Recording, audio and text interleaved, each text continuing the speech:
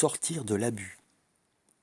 Trois éléments se dégagent donc de la manière dont la société regarde la famille et la filiation. La transcendance biologique, l'injection de ne pas savoir et l'abus du pouvoir.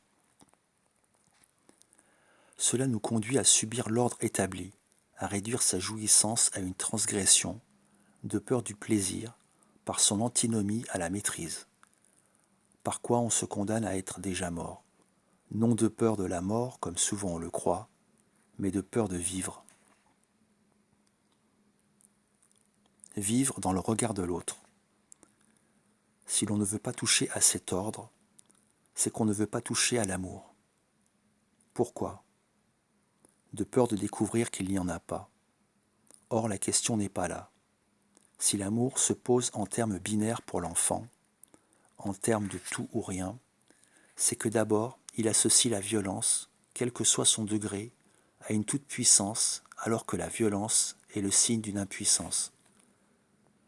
De plus, il croit que la violence qu'il subit vient de lui. C'est parce que, inconsciemment, il la légitime, qu'il la vit comme une perte d'amour. Or, pour l'adulte, c'est la même chose. C'est cette croyance à cette transcendance glacée qui le pousse à se fuir, à se masquer, à passer à côté de sa vie en oubliant de se demander ce qu'il désire vraiment pour lui, dans sa propre vie, pour séduire cet autre, être reconnu de lui. Et dans cette course-poursuite, il s'est perdu de vue, au point de ne plus savoir où il est, ni ce qu'il veut dire, ni ce que veut dire aimer. Sortir de l'abus de l'inconscience, de la toute-puissance, de l'autre, est bien le rôle de la psychanalyse. Le besoin de croire à la toute-puissance de l'autre. Cet abus, l'enfant ne le voyait pas parce qu'il était dans sa famille et parce que le propre de l'enfant est de croire les paroles de ses parents. Leur rôle fonctionne comme un discours qu'il apprend et qu'il prend pour vrai, sans recul, sans écart, pour pouvoir trier. Avec l'adolescence, l'apport de l'extérieur, ses lectures, ses réflexions, l'urgence sexuelle et amoureuse qui le poussera à se détacher de ses parents, une distance va se creuser. Si tout va bien, il va mettre en question ce qu'il a reçu, tandis que, par voie inconsciente, les mécanismes de cette ascendance et de cette aliénation parentale continuent à se déposer, et en se déposant, en s'écrivant, à se déconstruire du même mouvement. Mais curieusement, le sujet, ceci vaut aussi pour l'adulte, s'accroche à cette toute-puissance parentale, qui sera transférée à d'autres figures d'autorité, même si cette adhésion se fait à ses dépens. Il s'y accroche tout simplement car il a des intérêts à y croire en termes de protection et de déresponsabilisation, mais également en termes d'identification.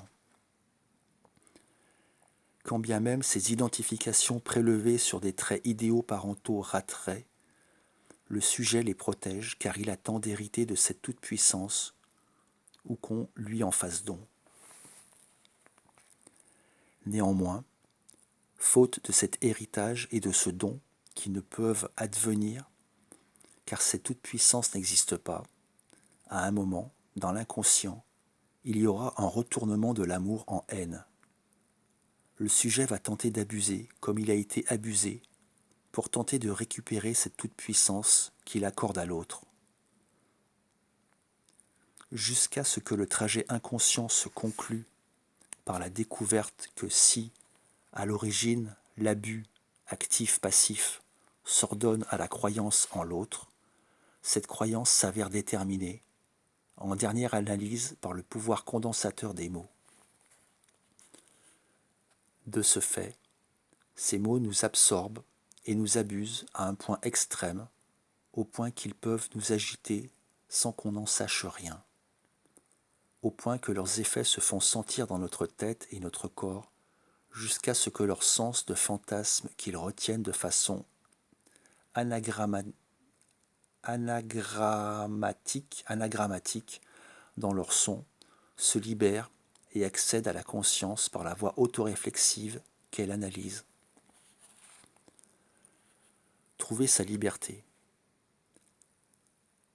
C'est ainsi qu'au terme de son trajet, la psychanalyse nous délivre du fantasme de l'autre à travers lequel nous nous sommes construits, ce en quoi elle nous mène à la liberté, une liberté qui part de la réalisation de l'incomplétude de l'autre et de soi. Puisque, à la place de cet être arrêté, abouti, qu'on fantasmait dans l'autre, pour le projet de son être, on ne se trouvera que des fonctionnements, des systèmes, la pensée. Ce qui remettra l'homme à pied d'égalité avec tout autre.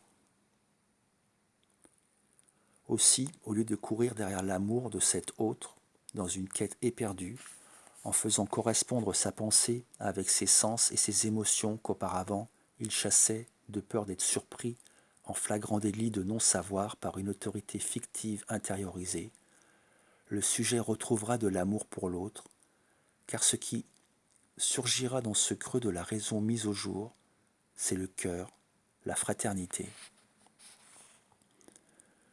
Le désir d'aimer pourra reprendre sa place aux côtés du désir d'être aimé, et le désir de savoir pourra se substituer au désir de pouvoir.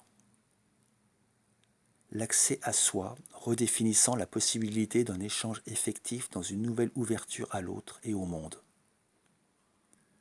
Autant dire que la psychanalyse démontre en acte la réalité de la Déclaration des droits de l'homme. L'État a donc le choix. Soit il continue à opter pour un contrôle croissant de la population, la restriction des droits au nom de prétextes qui nous manquent de raison, qui tous manquent de raison, à coups de jolis mots tout juste écran à une réflexion en désertion, et alors ne pourra refluer que le grondement de la révolte et de la haine jusqu'à explosion, soit il revient à la devise républicaine, et les lois laissent un large espace de respiration aux droits de tous et de chacun. Car, même si la devise républicaine peut nous paraître exsangue, vidée sans relâche par les coups qui lui sont portés, même si cette devise perd dangereusement de sa substance tant l'écart se creuse entre les lois et le droit des gens, elle reste ce qu'il y a de plus juste. Déconstruisons le noir et nous verrons le bleu.